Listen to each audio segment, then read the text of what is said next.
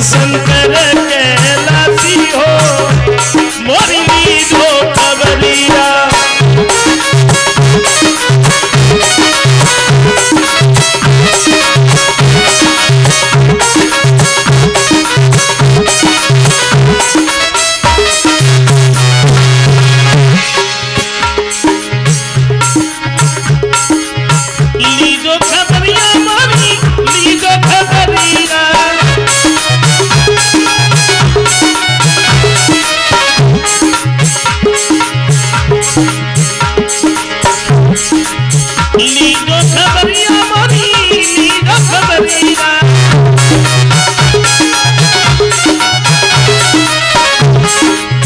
शिव शंकर कैलासी हो मोरी लीधो खबरिया। शिव शंकर कैलासी हो मोरी लीधो खबरिया।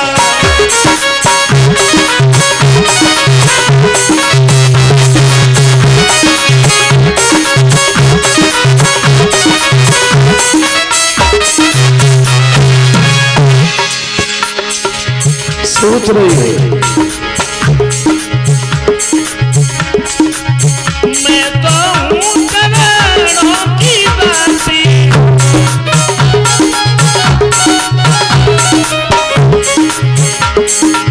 अखियाँ तेरे तरस की प्यासी।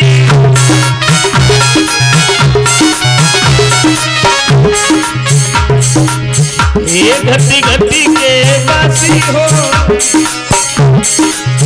ये घटी घटी के बासी हो मोरी लीधो खबरिया।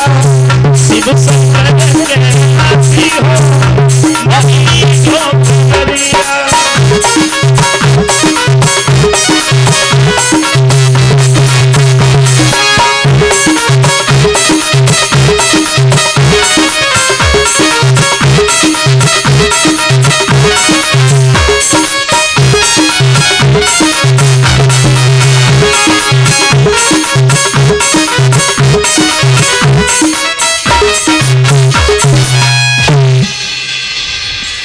भगवान शंकर के नाम की माला जप रही है।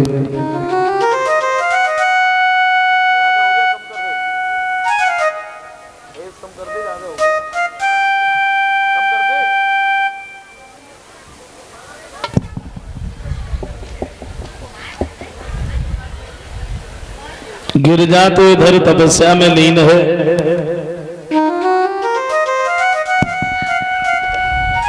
गिरजा के पास में एक दिन सप्तऋषियों का आना हुआ। देखा गिरजा घर परिवार को छोड़ करके यहाँ पड़ी है, किसके नाम की माला जप रही है।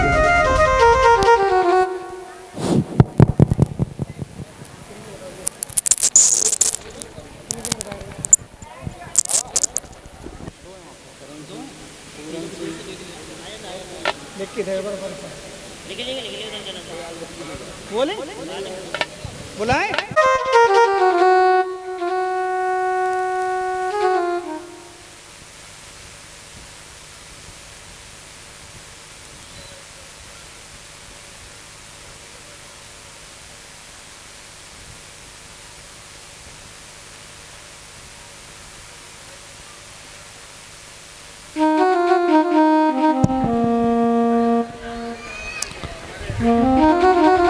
समझ आया है।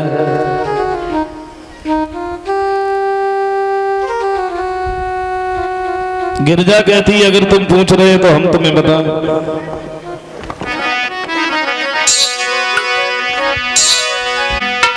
तो कोई ऐसा अनुरागी है और जिसने अनुरागिन किया मुझे।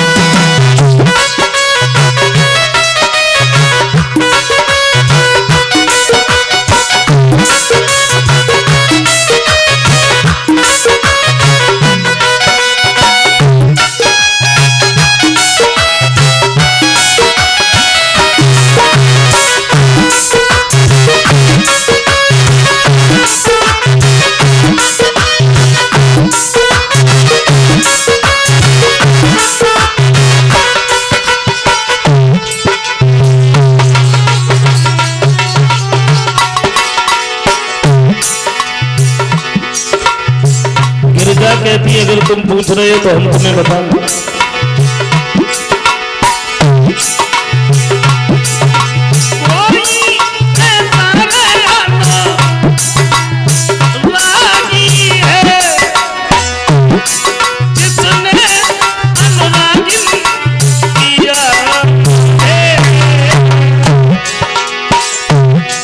मनियों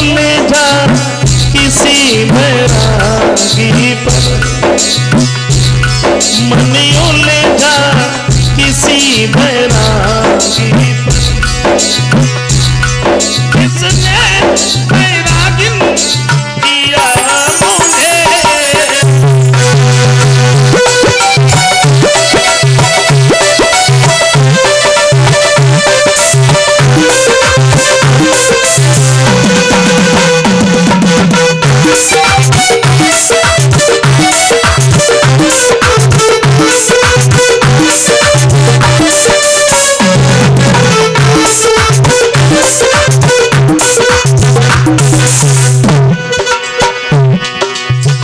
सप्तऋषि कहते हैं बेटी गिरिजा मेरी तो समझ में नहीं आया, कोई ऐसा अनुरागी है जिसने अनुरागन किया, कोई ऐसा बैरागी है जिसने बैरागन किया, तुमने नाम नहीं बताया। नाम क्या है? तो गिरिजा बोली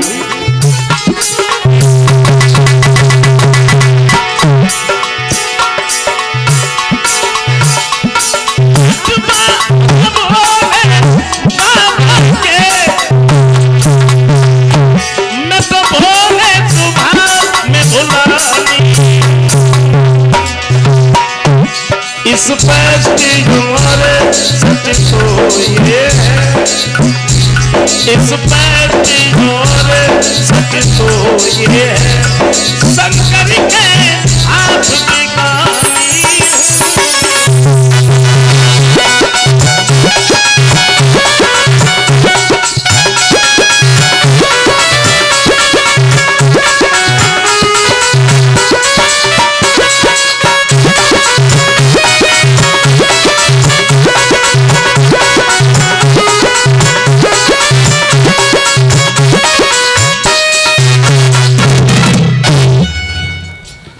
एक बात कही है देखो, मैं भोले बाबा के नाम की माला जप रही है, और सच बात तो यह है कि मैं उन्हीं के साथ में शादी भी करना चाहती हूँ।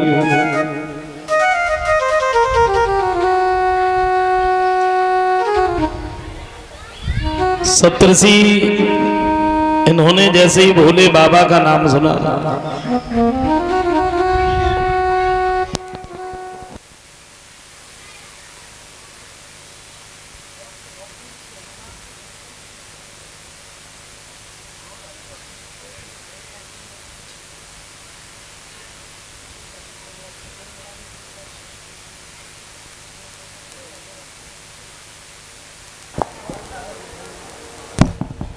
समझाया है।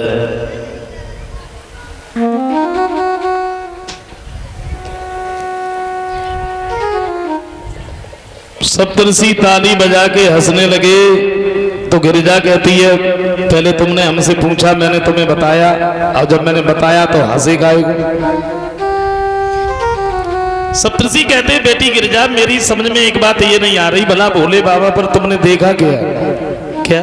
हाँ है क्या इनके पास?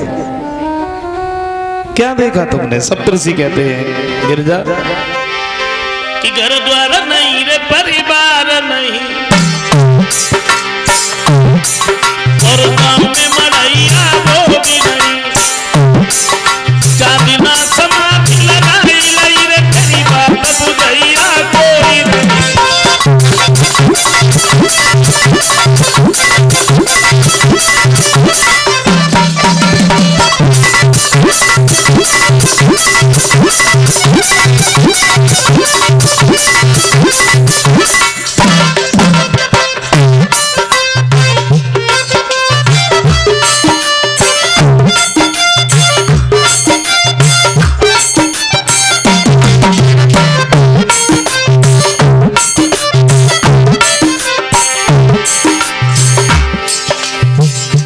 सप्तऋषि कहते बेटी गिरिजा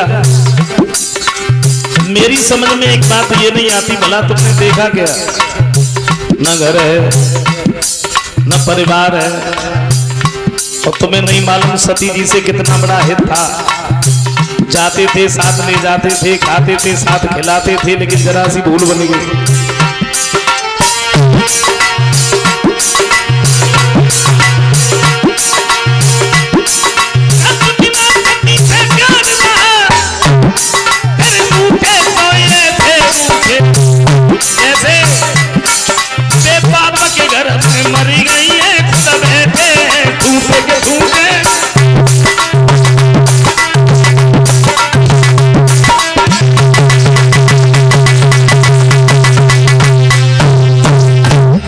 जवाब दिया, मेरी बात मानो, हम तुम्हारे भले की कह रहे हैं।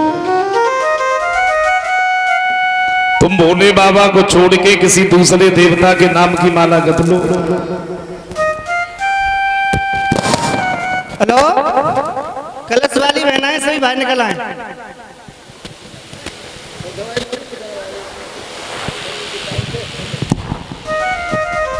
कलश वाली कन्याएं खड़ी हो जाओ।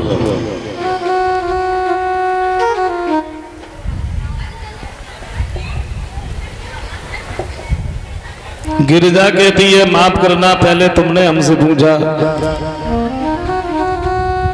और मैंने तुम्हें बता दिया, अब तुम हमारी मजाक बना रहे हो। और पहले हमें ये बताओ, मैंने तुमसे सलाह तो नहीं मांगी थी कि हम किस देवता के नाम की माला जपें, आप यहां से जाते हो नहीं जाते? तो सप्तऋषि बोले, हमें मतलब भी क्या है, जा रहे चले गए।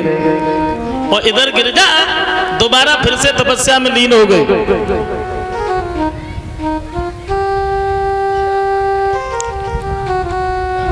तब तक क्या हुआ, तारक नाम का एक राक्षस पैदा हो गया, जो दिन प्रतिदिन देवताओं को सताने लगा। देवता बड़े दुखी हो गए, सोचने लगे अब क्या करें, तो ब्रह्मा जी के सामने रोने लगे और एक बात कही है, तारक को मारने का हमें कोई उपाय बताइए।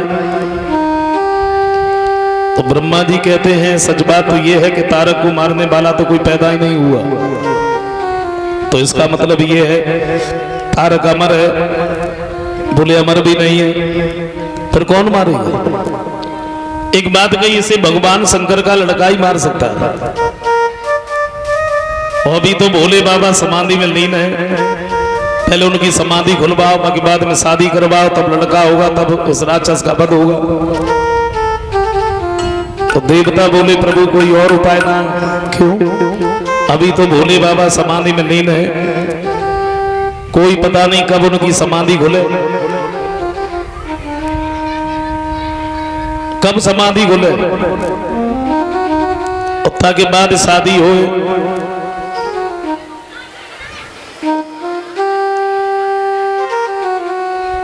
उसके बाद लड़का हो।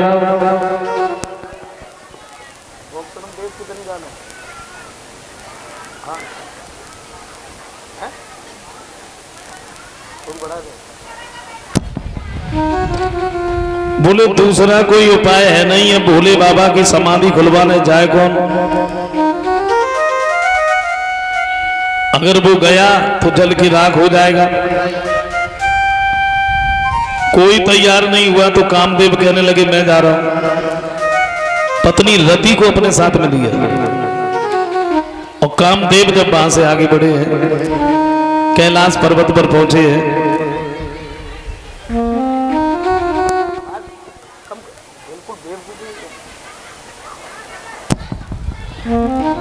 समझाया है।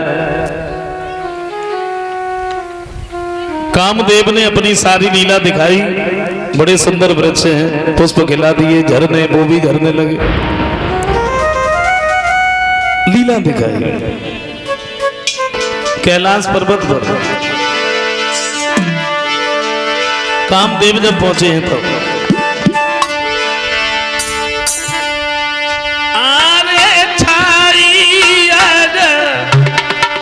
बोबार पर्वत के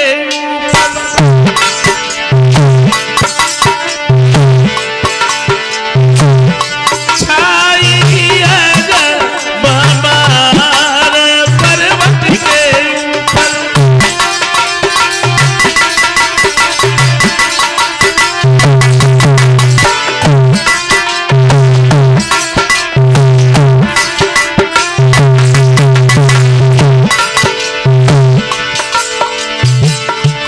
कामदेव ने जब लीला दिखाई,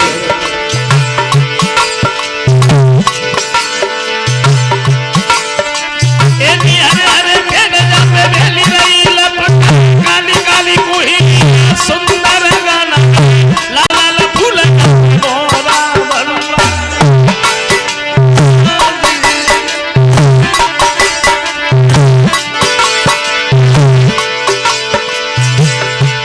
हुआ क्या?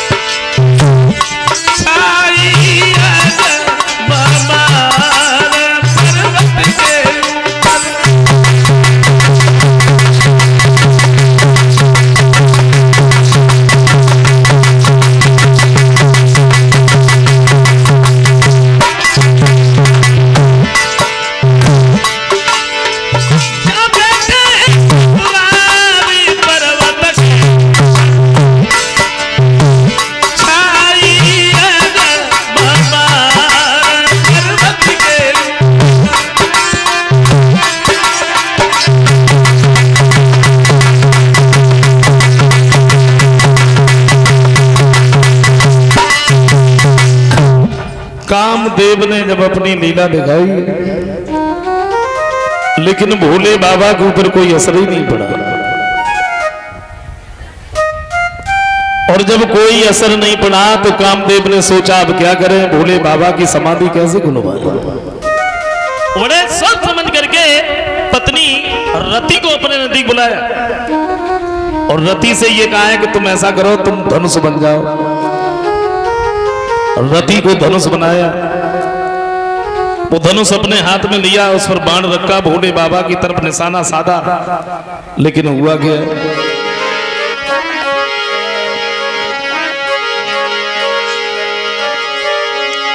तो उस पर रखा हुआ कुसुम बाण और मारा निशान त्रिपुरारी के, तो बाण के साथ ही ध्यान खुला, खुल गए नेत्र का।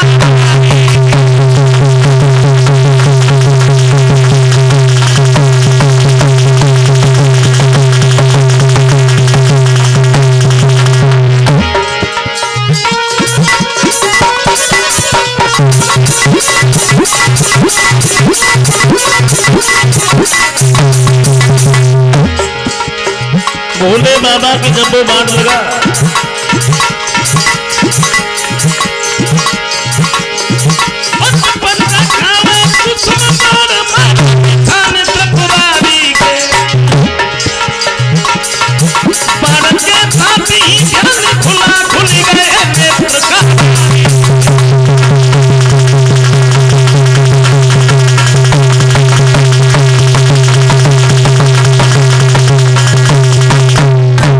भगवान शंकर के जब वो बाण लगा तो उनके नेत्र खुल गए, लेकिन